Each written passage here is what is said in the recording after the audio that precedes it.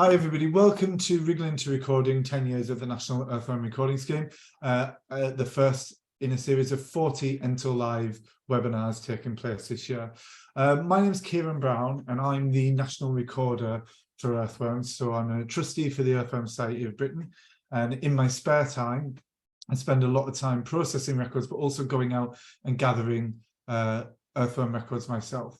Also, to give you a little bit about my background, I'm not an academic, so I'm kind of posing as a scientist here when I'm not really. I do have a biology degree, but my background really is in biological recording and training people in earthworm recording. But over the next couple of years, I will be involved in a few research projects, and that's what I'll be talking to you about today. So I thought I'd start by defining what an earthworm is to make sure we're all here for the right thing. Earthworms are segmented worms, and that means that you find them within the phylum Annelida. So Annelida is a segmented worms. They fall within the order Crassiclitellata, and there are over 5,000 species described. And within the UK, we have over 20 families within the Crassiclitellata, with 3 families found in the British Isles, and they the Lumbricidae, the Acanthodrilidae, and the Sparganophilidae.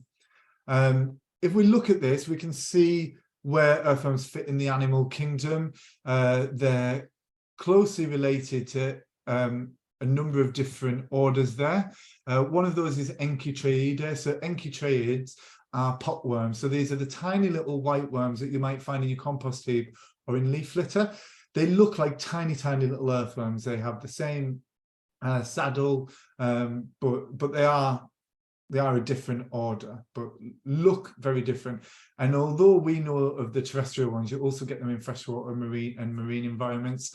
You even get them living in glaciers, known as ice worms, some fantastic hardy worms that you get around the world there. What else are related to earthworms? So the other segmented worms include the Hirudinea, the leeches, and that includes true leeches, but also other things that you find in the mouths of other organisms, etc. And less related, but still within that group of segmented worms, are the polychaete worms or the bristle worms, and this includes fantastic organisms like the bobbit worm that lives under the sediment in the ocean and is an ambush predator and has huge jaws. It comes out of the sediment and grabs fish and feeds on them.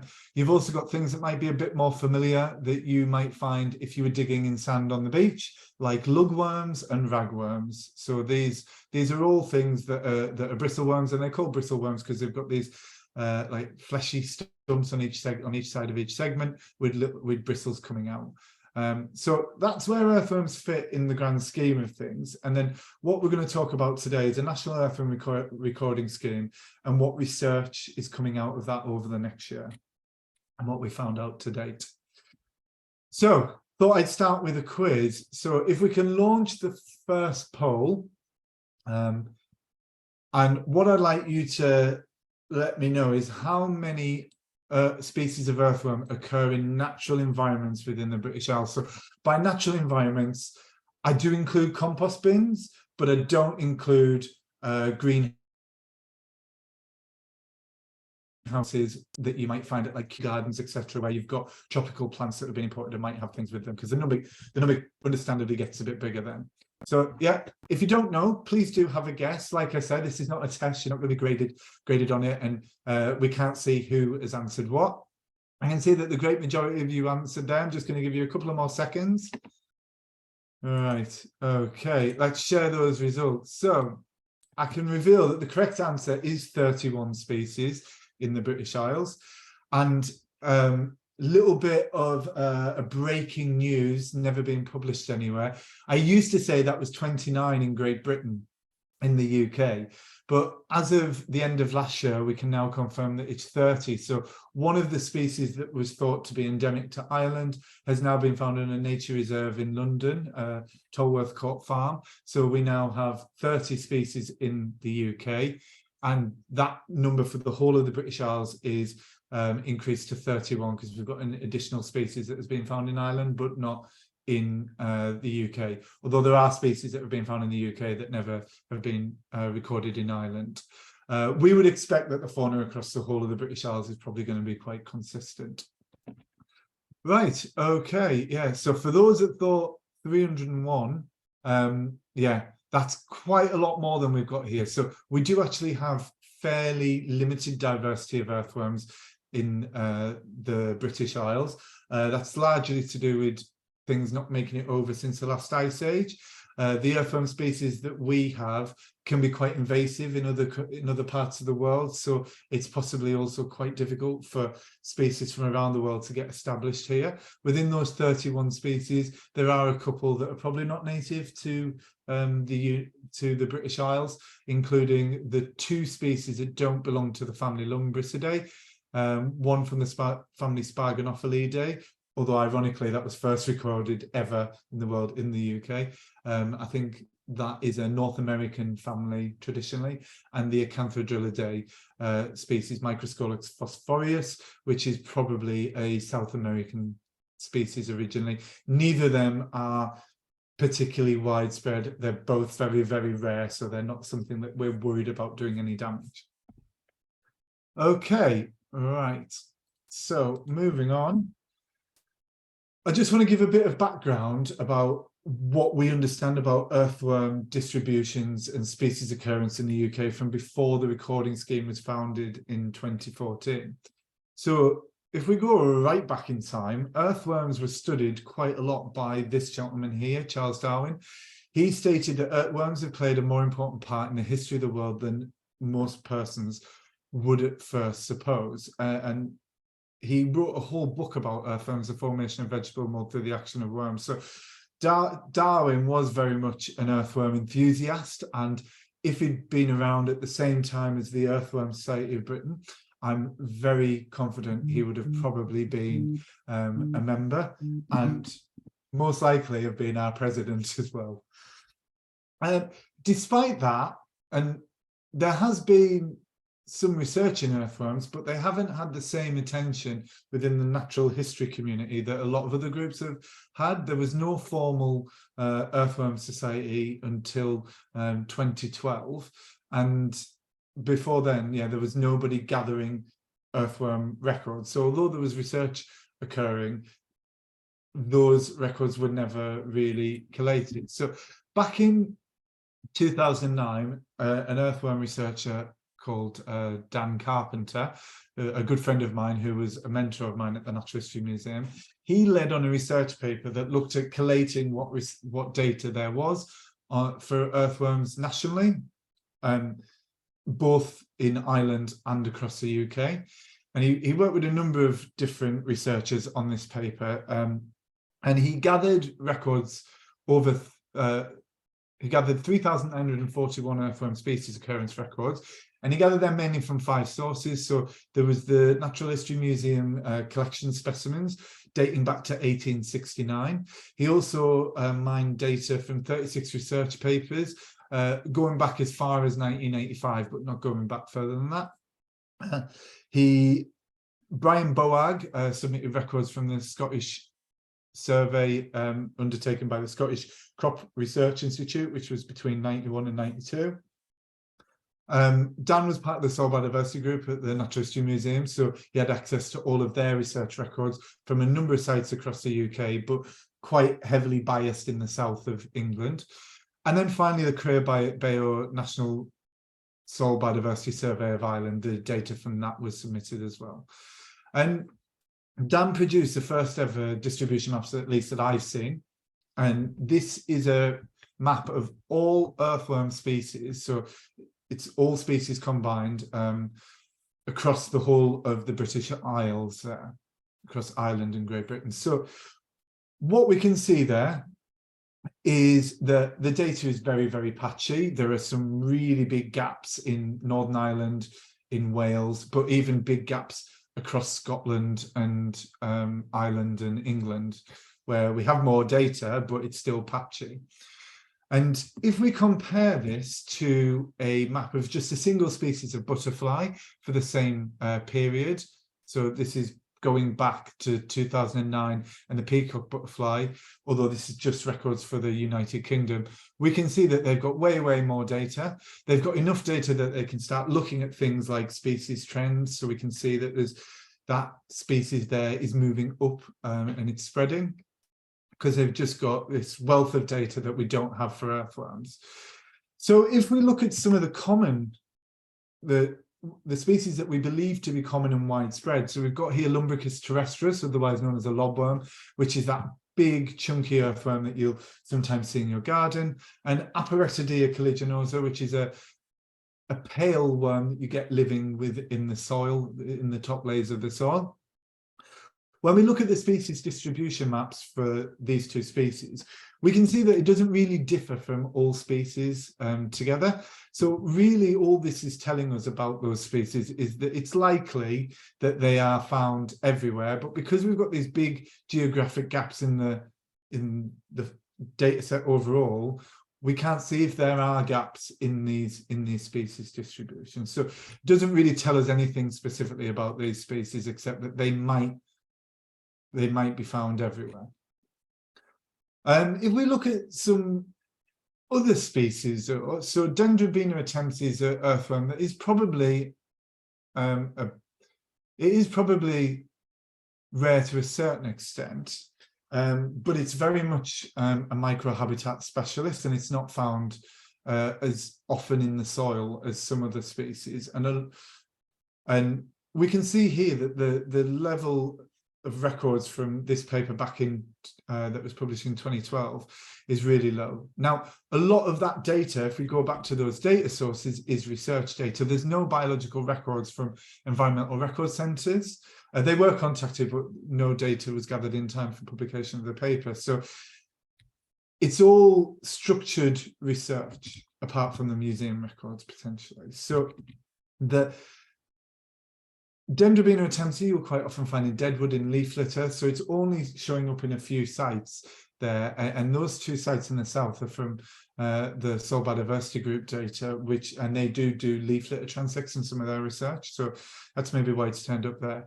But you could make some assumptions here, and in fact a paper was published stating that it was believed that Dendrobina attempti was possibly a relatively new introduction to the UK, coming over from the continent.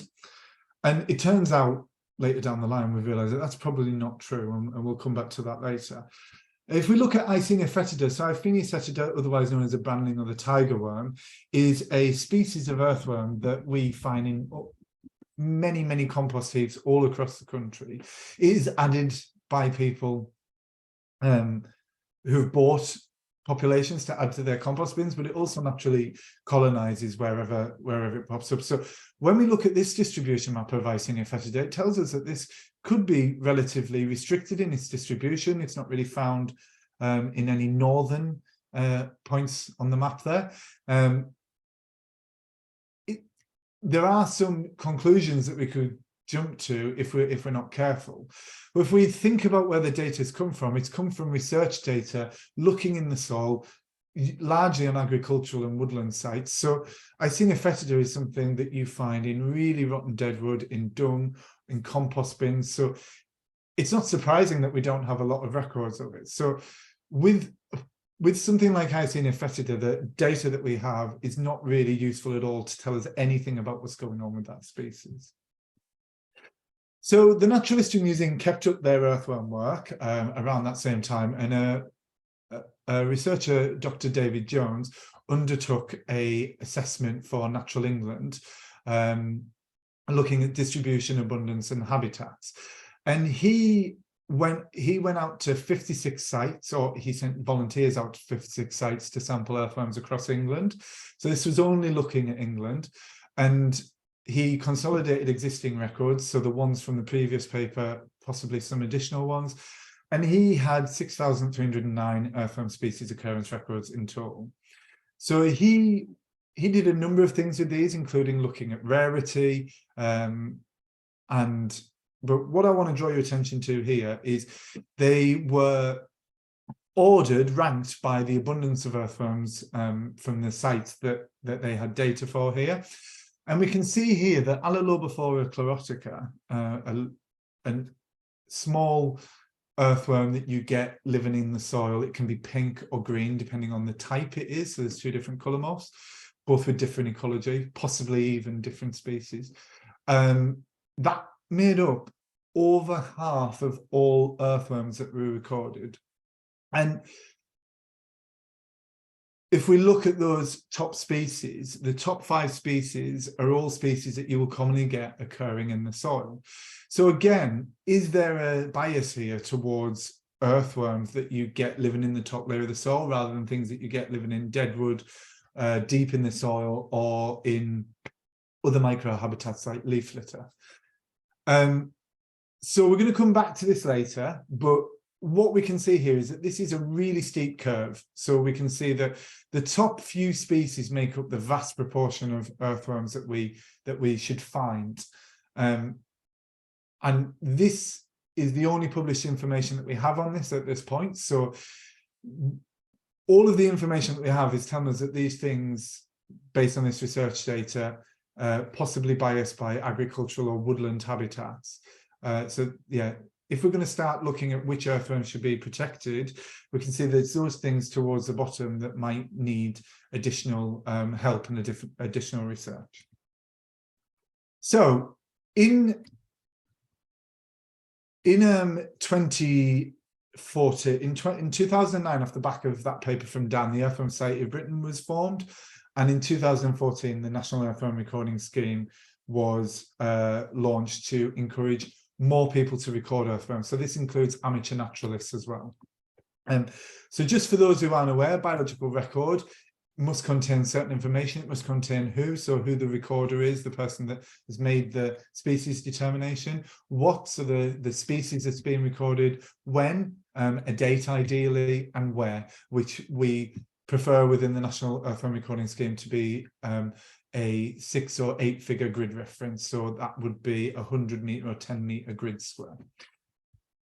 In the Earthworm Recording Scheme, we're also really interested in the how of the record. So how was the record gathered? So what sampling method was used? Were soil pit samples used? Were you searching some deadwood, etc.? Because that helps us look at the ecology and of the species, helps us think about how, knowing how you've done it, how many soil pits you've done, etc. as well, might allow us to infer population and abundance as well.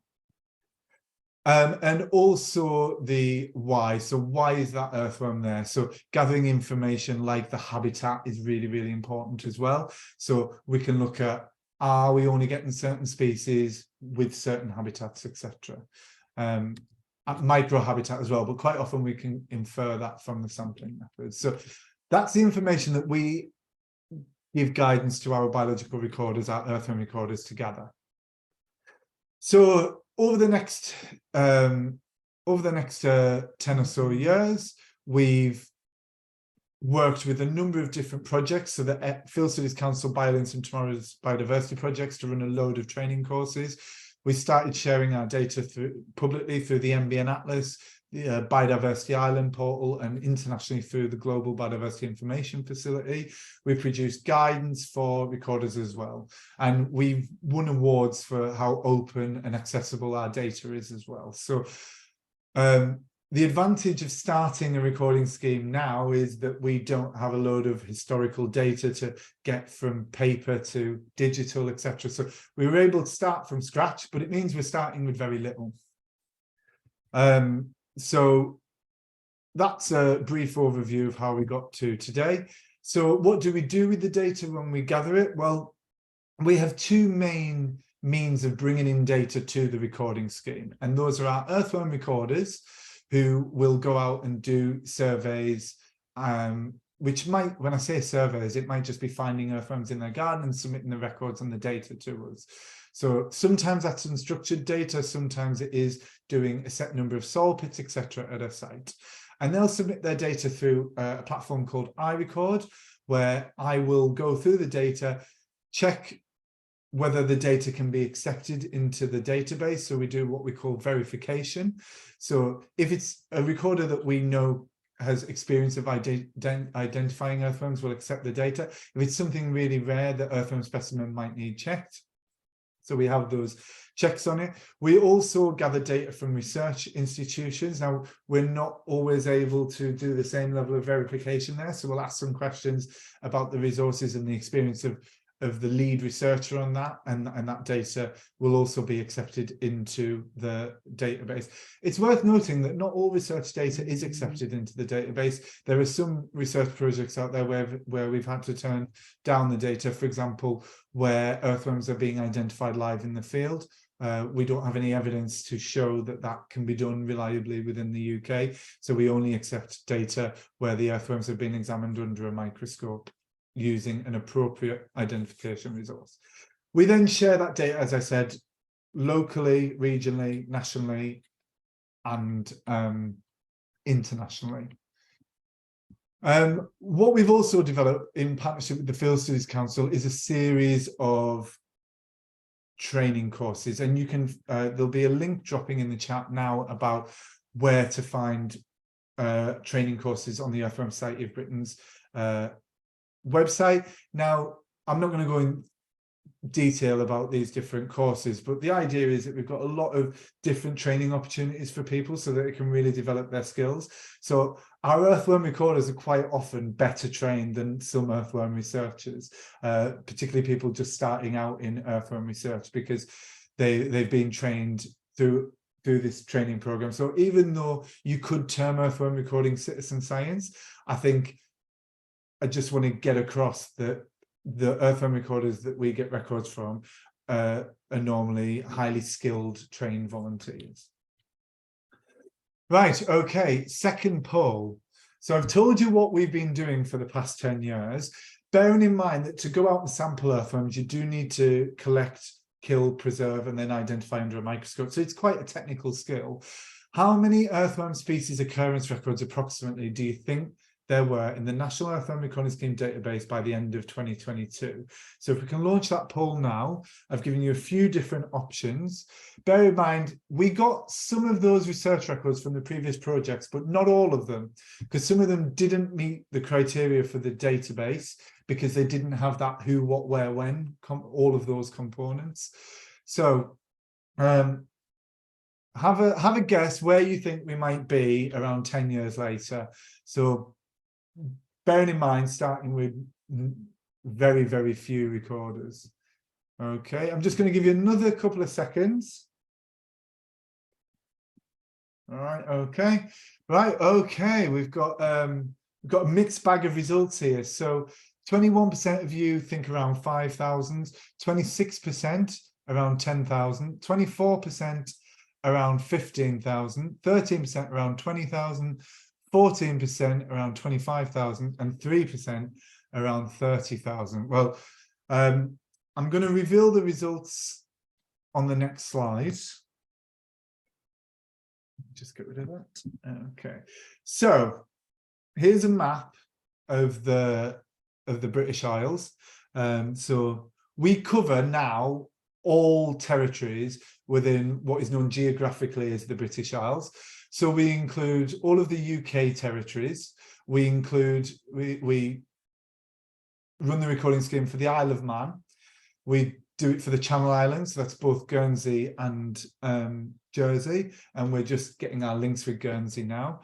And we work with the Republic of Ireland as well. So we work with the National Biodiversity Data Centre in Ireland as well. So as of the 31st of December, the end of last year, when I collated all of the data, the most recorded country, it's probably not a surprise, is England. This is because England is the biggest and the most populous country, but it's also where a lot of the earthworm researchers that are involved in the society are based. So we've got a lot of research data from England, but it's also where the majority of our recording scheme data from our recorders is as well. Scotland comes in second at 2,385, then Republic of Ireland, Northern Ireland, Wales, Channel Islands, and we got our first records for the Isle of Man last year. And I've seen that the recorder, Sue, that made those records is on the call. I've got a nice surprise for Sue later on. Total is 22,000. So anybody that put 20k or 25k, give yourself a pat on the back. You're in the right ballpark. And if we look at those by year, it's really variable. The reason that it's really variable is that it's big research data sets coming in. So that's not to do with recorders fluctuating a lot, although they do a bit as well, but it's mainly the big chunk of records in 2017 was a load of species data for a species Icynella tetrahedra that you get in the bottom of rivers, and it came from the Environment Agency. Right, okay, so what can we do with this data? So the first thing we can do is update those distribution maps. So if we look at all species, we've still got patchy records, particularly in Wales and Scotland, in the southwest, in Ireland, Northern Ireland. England looks really good there, but that is to do with that Environment Agency data set. So it's actually more patchy than that if you take out that one species. But what we can do is say that we've still got gaps, but we're starting to fill in the gaps. We've also got a bit better at doing our distribution maps. They're a bit fancier now, a bit, and they're in ESB branded colours as well. So yeah. If we look at some of those individual species, we've got the same problem again, where the common species like Lumbricus terrestris, it's following the pattern of the overall distribution. So we can see here, this tells you the difference between, if you take out that Environment Agency data, this Lumbricus terrestris, this map here, tells you roughly what we've got for most of the species as well, in terms of distribution. If we look at Icenia foetida, we know that's common. We know it's widespread. It's found commonly in compost heaps. We're definitely getting a lot more data because we've got that recorder data coming in. Still lots of work to do. We haven't got a lot of recorder data from Northern Ireland, Scotland, Wales. So you can see there is still a lot of gaps there as well. We look at Dendrobina otense. I mentioned that it had that paper published. What we're seeing here, that it is found in other parts of the UK, so it probably isn't as recent an introduction as was maybe surmised in that paper.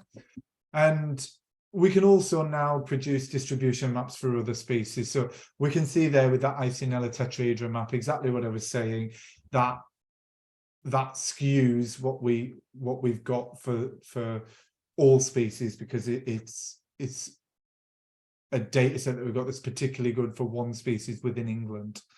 Bimastis iceniae was one of the species that was fairly low down on that ranked abundance, and we're finding our recorders are finding it time and time again because it's found commonly under things in gardens, in woodland, in parks, etc. So they're finding it fairly commonly. So our information about how rare that is changing. Octalasian cyaneum is another one that wasn't recorded as much in the research data. It's getting recorded more when people are doing a bit of ad hoc recording. And then really rare things like Dendrobina pygmaea. I don't know if you remember, but from the ranked abundance, it was very low down. It is quite a rare species, but we are finding more and more records of it in new sites as well. So the very rare stuff, our recorders are picking up as well. So I'm going to now go through a couple of the research projects that are going on. I've mentioned a lot about research bias. So what do I mean by that? I mean, are we getting biases in what the data is telling us because our data is so heavily reliant on research data? So here you can see a map on the left, a graph on the left and a map on the right showing where we've got research records and where we've got recorder records. And we can see from that graph on the left that the research records do account for a large proportion of our data. So there might be research biases still in our data. But if we look at that Natural England data, that research data back from 2014, if we compare that to what we've got in 2022, which includes a lot of the data from 2014, we can see that the ranked abundance has changed quite significantly. There is no one species that accounts for over a third of all earthworms. Alalobophora chlorotica is still very well represented in the data set, but it's down to to 16%. So it's more than half. We can see that Merciona muldali, which was very well represented in the research data, when we look at it overall, it's much rarer than we would have surmised from that previous report. And that's because it's something that is quite often found in agricultural sites, but found less in other sites. One of the other things that's quite interesting here is that the graph is not as steep a curve. It is much more gradual, and a lot of the rarer stuff was turning up more. And that is to do with the diversification of the sampling methods and habitats that were undertaken by earthworm recorders versus earthworm researchers. So I've been working with researcher Dr. Frank Ashwood on the data, and he's based at Forest Research. He's also a fellow Earthworm Society committee member, and he's been working with a researcher there, Jack, a statistician there, Jack, to look at the data we've got and analyze what kind of research biases and what information the data is telling us. So here we've separated our data into recorder generated data and research generated data, and we've looked at what proportion of the records you get for each species. So we can see here that the extreme cases, Kenlinus armidus and Aparectidea cupulifera, it's 100% research. That's going to change because Kenlinus armidus is the Irish species that we've now got in London, and I found it through recording, not research. So that will change when that data is incorporated. But we can see here that for some of the rare species, we're getting a lot of records from the recorder data. So Dendrobina veneta, which is it's probably not that rare, but it's found in compost heaps, but it wasn't being picked up in the research data. And 95% of our data has come from recorder records. Nocturna is a species that was only recently split off from Aparectidea nocturna was split off from Aparectidea colliginosa. So that might be why a lot of the recorder data, it's mainly in the recorder data because it's now been identified as a separate species. Heliogelis oculatus is something that you find in wetlands and very rarely found in the research data. So we're starting to learn which species are truly common and truly going to be found no matter what type of data it is, and which are going to be found more commonly in research data versus recorder data and vice versa. So that's really useful for us when we're looking things like rarity, etc. And what Frank has done is he's looked at how often combinations of sampling protocol and habitat have been done in the research versus recording scheme data. What we can see, if we look, basically the darker purple the square, the more well represented that habitat and sampling protocol combination is within the data set for recording scheme or research. At a glance, what you can see is there's a lot more purple on the left, and that's because basically so what we're saying there is the recording data is more varied in the habitat type and the sampling protocol versus the research data. What we can see if we look at the research data is there is a huge bias towards soil pits, and there is a huge bias towards farmland. There's also woodland, there's quite a bit of woodland research data, a bit of grassland, very little heath moorland, very little scrubland, very little wetland, and there's that really strong bias for soil pits. One big gap in the recording scheme data is a soil pit plus vermifuge. So that's where you're using soil pits and then pouring a mustard solution or another solution to make the earthworms come out of the ground. And the reason for that is actually when our recorders do that, they usually record the vermifuge and soil pit data separately. So we're still getting some vermifuge data, it's just not being combined. So that's not something for us to worry about in the recording scheme data. What this does for earthworm research and recording is it tells us where the gaps are. So we can see that nobody's ever looked at compost or dung on a wetland. So that's a completely new combination that we can look at. There's very little on leaf litter on farmland, probably because there's very little leaf litter, so there are some things to consider there, but it's something that we could maybe look at more. So it tells us for future research projects, for future recording initiatives, where we should look. And when we can break that down and look at it by species, so we can look at the sampling protocol and habitat type by species and see where they were found. So this starts telling us if there is habitat and microhabitat preferences for these species. So looking, for example, at Helodrillus oculatus, a rare species of earthworm, we can find they're looking at that it's 80% woodland, 20%, 80% wetland, sorry, 20% woodland. If we look into that, I wouldn't be surprised if that's a wet woodland as well, to be honest. And we can look at the sampling protocol. It's been found 80% of the time in the soil, which tells us its microhabitat is within the soil, and 20% looking underneath items that were not deadwood. So again, probably still in the soil. So we can start inferring microhabitat and habitat preferences from that data. So that's a paper that will be out hopefully this year. I'm really excited to present it. And I'll share the link on the YouTube recording of this once it's been published. Another thing that we're looking at are the ecological categories of earthworms. So ecological categories are, you may have heard this before, people tend to break them down into 3 or 4 different groups based on what the earthworm feeds on and where it's found within the soil. So anisic earthworms are deep burrowing, they feed on soil and they drag leaf litter into the ground and feed on both of those. Epigeic earthworms live on the surface in leaf litter, deadwood, dung, and they eat the substrate they live in, so they don't really feed on soil. And endogeic earthworms live in the top layer of soil and feed almost exclusively on soil. They all look a bit different in terms of coloration, size as well, but they don't neatly fit into these categories. However, despite that, a lot of research looks at these different earthworm categories and makes inferences about the soil processes and the ecosystem services that are provided. And it's becoming more and more common for researchers, for soil ecologists to do this. However, a research paper has come out that talks about how actually these defined categories are more on a triangular scale. So rather than there being 3 groups, there are really 7 groups.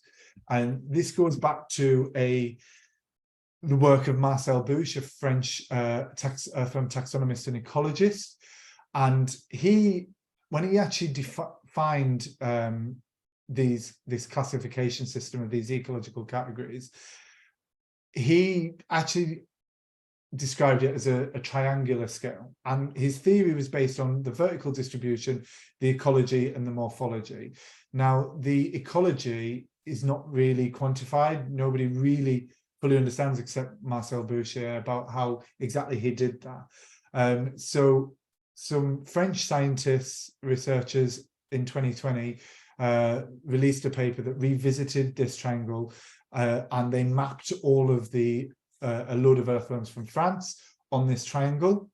Now, unfortunately, they use taxonomy that we don't use in the UK, because to link it to Marcel Bouche's work, they use the taxonomy that he used in his book, and that isn't the widely accepted taxonomy of earthworms within the family of Lumbricidae today. So we can't use this map specifically for our species at the moment, and I'm working with Emma Sherlock to reclassify our earthworms according to that model. So we're going to be working with Bottinelli, the researcher that did that modelling. First thing that Emma is doing, or has done, is she's gone through all the morpho-anatomical information that is needed for the British and Irish species, and that section has been complete. Me and Emma are going to perform a literature review and look at burrowing, casting, feeding, environmental response, and reproductive behaviours.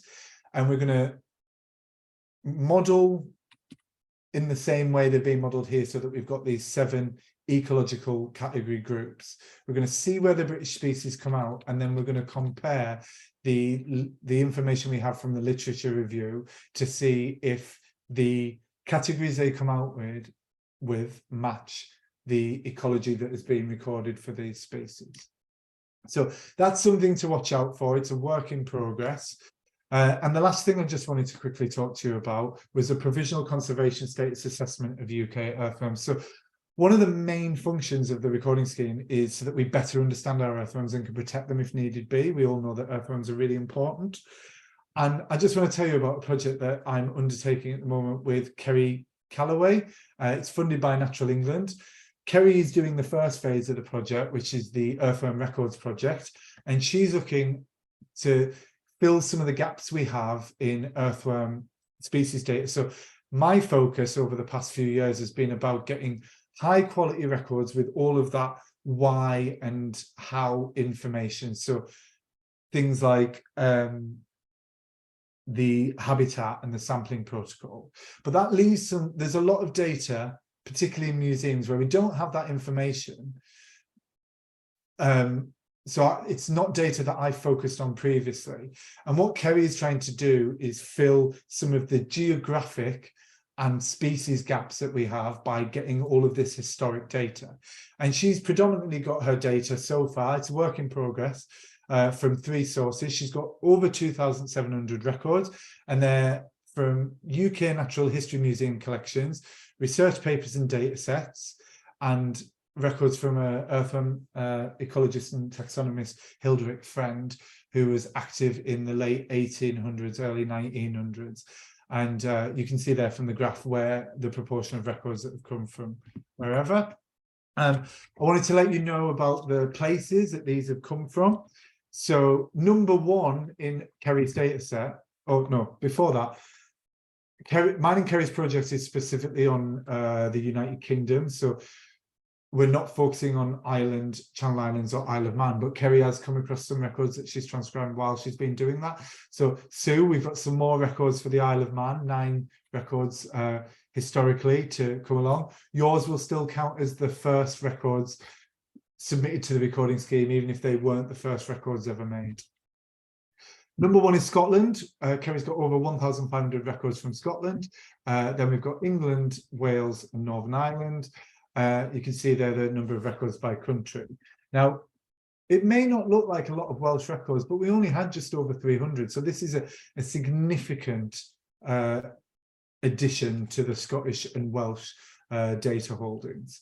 If we look at them by species as well, we look at some of the very rare species. So Kerry's remit was to particularly try and get records of those species where we have very little information, so that when we're looking at the conservation status, we've got some data to base it on. Aporectidea nocturna, Kerry has got 10 new records, but that includes the first ever records from Scotland. So we've got a whole new territory where it hadn't been recorded. Dendrobina pygmaea is that really rare earthworm that I mentioned previously, and there's an extra 3 records being added in there. So the green records on here are the new records that Kerry's gathered. Helodrillus oculatus, we've made a significant increase in the number of records there because Kerry's brought in 12 new records. We only had 8 previously, and that includes records for Wales that we didn't have records for Wales previously.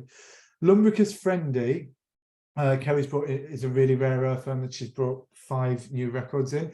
We can see there we've got 88 existing records, but that might be changing because some of those might be misidentified records that are within museum collections where our database needs updated. Microscolex phosphoreus, Kerry's got an additional record, adds a new Vice County, Warwickshire, onto the map for that species.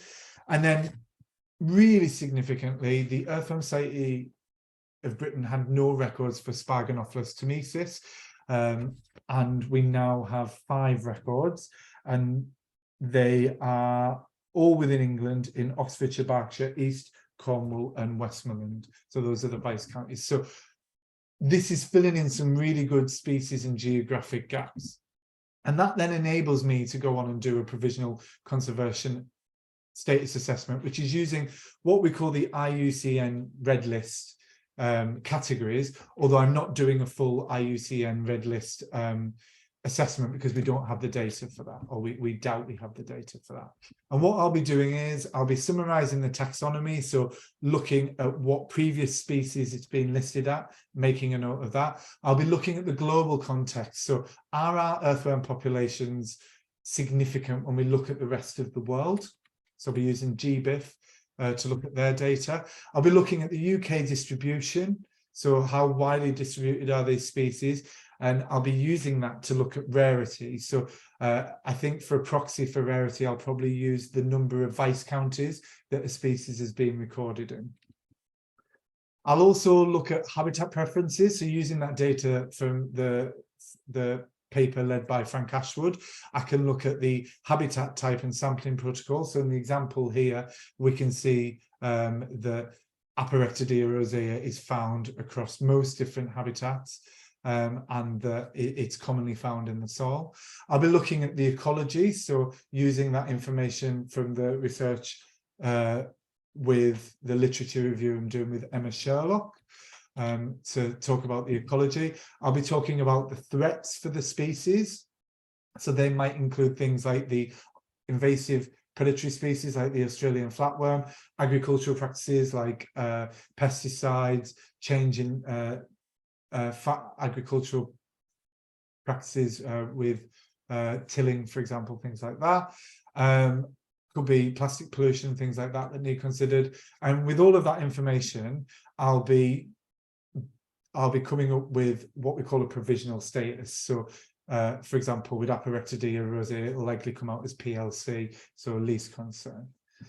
And that will be published at the end of March, so it will be publicly available, and that will be coming soon. It's what I'll be working on over the next few months. So beyond the British Isles, we've got the Worms of the World, the